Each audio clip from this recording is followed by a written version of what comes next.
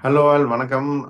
ஒரு சோகமான செய்தி ஸ்டார்ட் பண்ணும்போதே அன்ஃபார்ச்சுனேட்லி கேப்டன் விஜயகாந்த் அவங்க வந்து ஹஸ் லெஃப்ட் அஸ் ஆல்.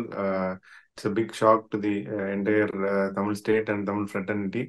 எல்லாருக்குமே வந்து ஒரு சோகமான ஒரு மிகவும் வருத்தமான ஒரு செய்தி.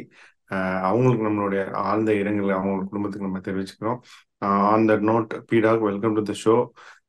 இதை பற்றி உங்களோட இனிஷியல் தாட்ஸ் சொல்லிடுங்க. ப்ளஸ் ஒரு ஒரு டூர் பார்ட்டி நடந்துட்டு இருக்கு அப்படின்னு சொல்றாங்க சவுத் ஆப்பிரிக்கால. ஒரு பிக்னிக் அண்ட் ஒரு ஒரு டூர், அந்த டூரை பத்தியும் நீங்க இனிஷியலா சொல்லிருங்க. அப்புறம் will take the show forward. பீடாக், வெல்கம் டு த ஷோ. இது ஒரு பர்சனல் லாஸ் மாதிரி. டு பி ஆனஸ்ட், அவர் எவ்வளவு பெரிய லெஜெண்ட் ஆன் ஸ்கிரீன்ன்றது நானும் நீங்களும் சொல்லி தெரியணும்ன்ற கிடையாது. பட் எத்தனை பேருக்கு அவர் வந்து தெரியாம பின்பக்கமா உதவி பண்ணியிருக்காரு with any advertisement that speaks about volumes. அவர் எவ்வளவு பெரிய ஒரு மாமனிதர் அப்படின்னு. அதுதான் வந்து ரொம்ப வருத்தப்பட வேண்டிய விஷயம். நிறைய ஆக்டர்ஸ் எல்லாம் பாத்தீங்கன்னா பிரச்சனையில இருக்கும்போது அவரே முன்னாடி வந்து நின்னுருக்காரு பிரச்சனைக்கு. அதே மாதிரி இந்த செட்டில் எல்லாம் அவர் என்ன சொல்லியிருக்காருன்னா, நான் என்ன சாப்பிடுறேன்னு ஹீரோ எனக்கு கொடுக்குற சாப்பாடை இந்த செட்ல இருக்கிற எல்லாரும் சாப்பிடணும், அப்ப அதே சாப்பாடு எல்லாருக்கும் கொடுக்கணும் அப்படின்னு சொல்ற ஒரு மிகப்பெரிய ஒரு நல்ல மனசு கொண்டவர். அவர் இறந்தது பெரிய வருத்தம். நீங்களும் வந்து ஏகப்பட்ட அவரோட பட எக்ஸாம்பிள்ஸ வந்து நம்மளோட ஷோல யூஸ் பண்ணிருக்கீங்க, ரமணா அது ஆமா. இதுன்னு. அந்த மாதிரி ஒரு இம்பாக்ட் அவர் கிரியேட் பண்ணிருக்காரு. இப்ப ஒரு சிலர், இந்த விவேக் சார் சொல்லுவாரு, ஒரு சிலர் இறந்த பின்னும் இருப்பர் அப்படின்னு. இப்ப இவரோட நினைவுகள் வந்துட்டு எங்கேயுமே போகாது, ஏன்னா அந்த அளவுக்கு இம்பாக்ட் கிரியேட் பண்ணிருக்காரு. இப்ப நீங்க சொன்ன மாதிரி இப்ப ரெண்டாவது இதுக்கு போவோம், தட் இஸ் இந்தியா. இப்ப இந்த டே ஸ்டார்ட் பண்ணும்போது பாத்தீங்கன்னா ஒரு ப்ரீ மேட்ச் இன்டர்வியூ எடுத்த போது KL ராகுல் வந்து சொன்னாரு, மேட்ச் வந்து ஹேங்கிங் இன் பேலன்ஸ், 11 ரன் தான் லீடு, குயிக்கா நாங்க டி நல்கரை எடுத்து அந்த லீடை வந்துட்டு எவ்வளவுக்கு எவ்வளவு குறைக்கிறோமோ we are still in the game அப்படின்னு. அதாவது நான் வந்து 317 மேஜிக்கல் ஃபிகர் அப்படின்னு சொன்னபோது யாருமே நம்பல. இப்ப எல்லாரும் நம்பியிருப்பாங்க. ஏன்னா இந்த 317ன்றது என்ன ஒரு டிஃபரன்ஸ் கிரியேட் பண்ணியிருக்கோம்னு. இப்ப வந்து ஃபர்ஸ்ட் எடுத்த உடனே நீங்க கேட்டீங்க பீடா கண்டிஷன்ஸை பத்தி சொல்லுங்கன்னு.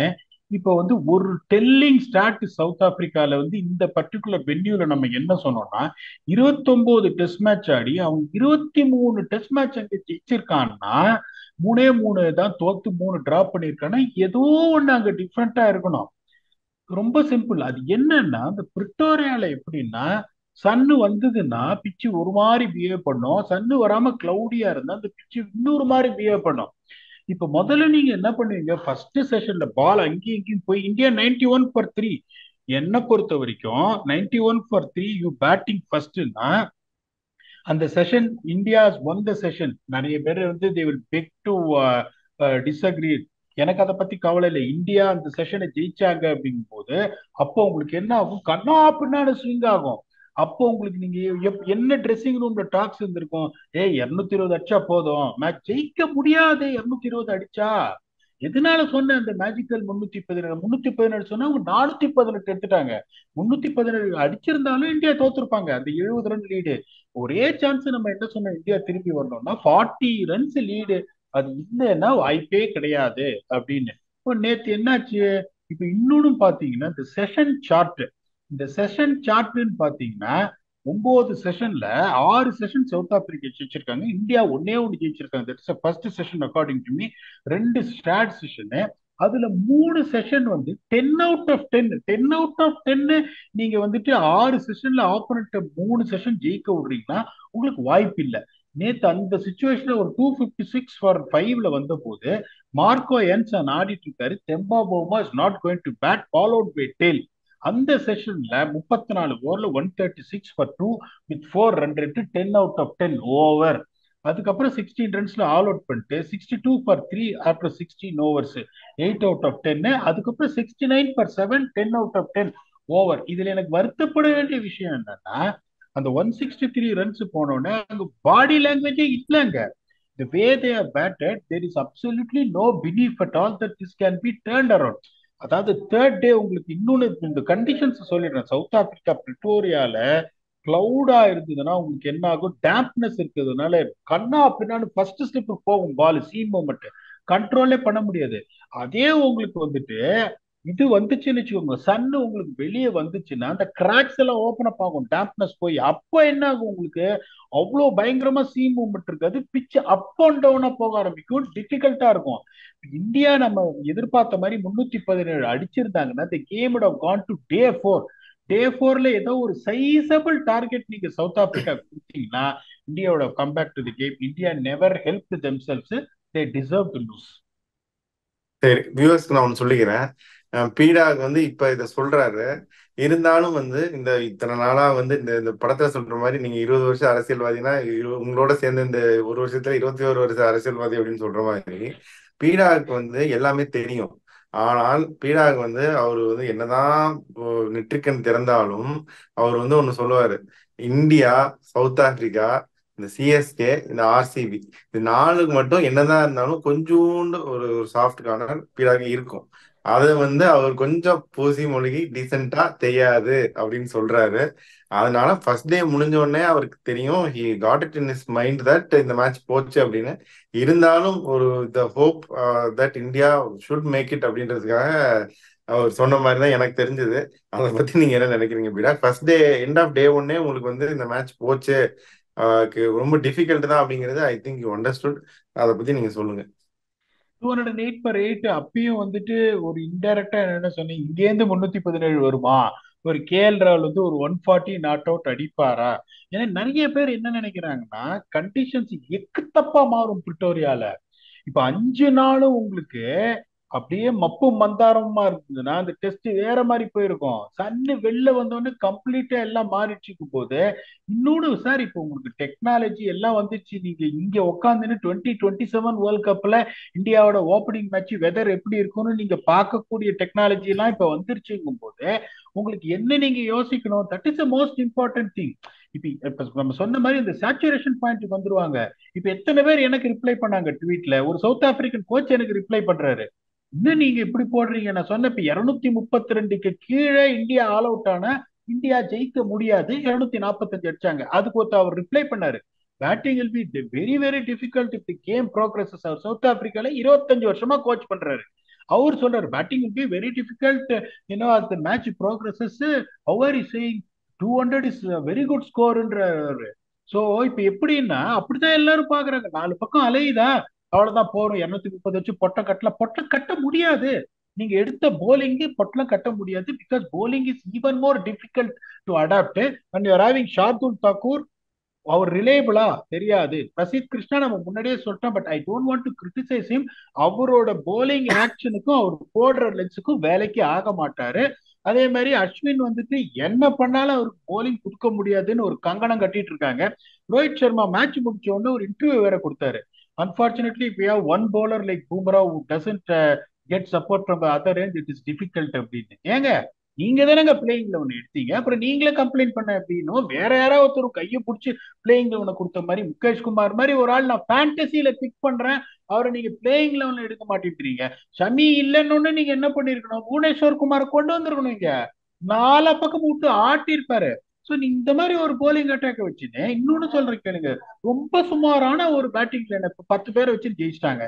இப்ப நான் சொல்ற ஒரு பேட்டிங்ல Aiden Markram, Dean Elgar, Faf du Plessis, Hashim Amla, AB de Villiers, Quinton de Kock நான் இருந்த போது இந்த பேட்டிங் லைனை கூட நீங்க தோத்துட்டீங்கன்னா ஓகே, அவங்க 10 பேரை வச்சு கீகன் பீட்டர்சன், டேவிட் பெடிங்கம் இவங்க எல்லாம் வச்சுன்னு மூஞ்சில அரைஞ்சிட்டு போறாங்க போது it is extremely disappointing. It shows that what kind of ஒவ்வொருத்தரையும் நீங்க அங்க போய் தோக்குறீங்கன்னா ஏன் தோக்குறீங்க. போன வருஷம் என்னாச்சு, பிரிட்டோரியால ஜெயிச்சாங்க, வாண்டரஸுக்கும் பிரிட்டோரியாவுக்கும் கண்டிஷன் அப்சைட் டவுன், அங்க அடி வாங்கினாங்க.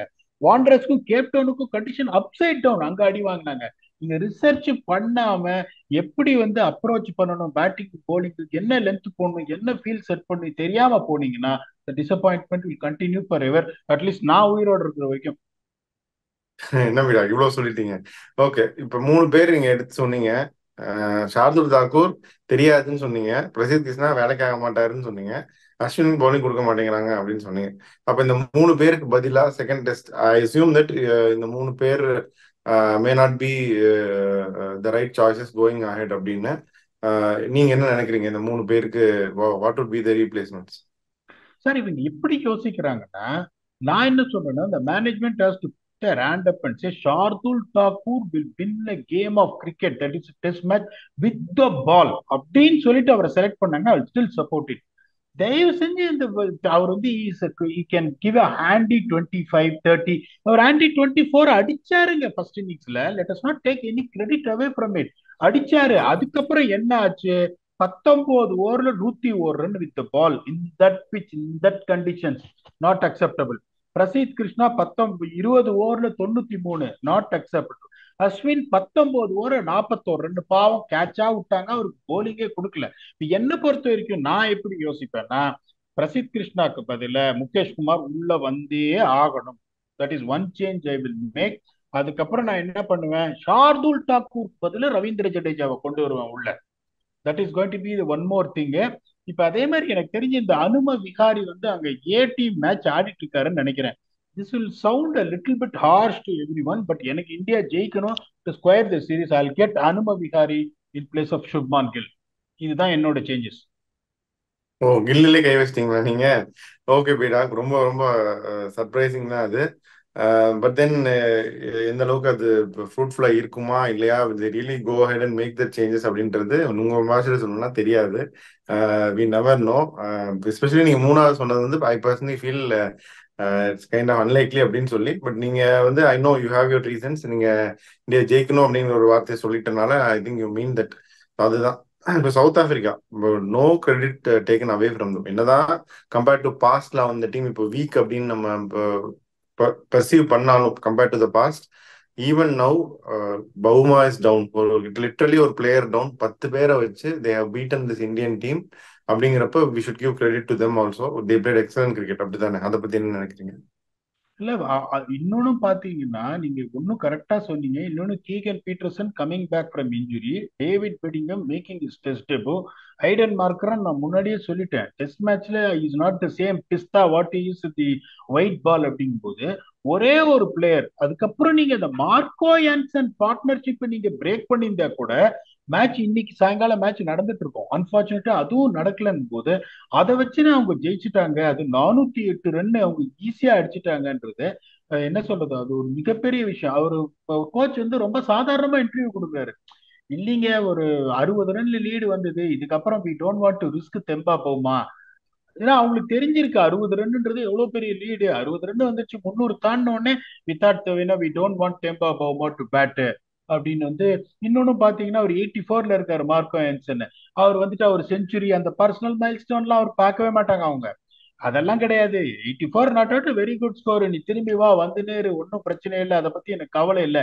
That is how they take it போது ரொம்ப கிளினிக்கலா வந்துட்டு பேட்டிங் போலிங் வந்து அவங்க அவ்வளவு நல்லா போட்டாங்கன்னு நான் சொல்லல. ஃபர்ஸ்ட் இன்னிங்ஸ்லயும் சரி, செகண்ட் இன்னிங்ஸ்லயும். இந்தியா பாத்தீங்கன்னா India meekly surrendered with bat. என்னை பொறுத்த வரைக்கும் Kohli showed what it is, KL ராகுல் ஷோட் வாட் இட் இஸ். அந்த ரெண்டு பேரை தான் நம்ம பிக் பண்ணோம் ஃபேண்டசியில for reason. I know only those two people score runs அப்படின்னு.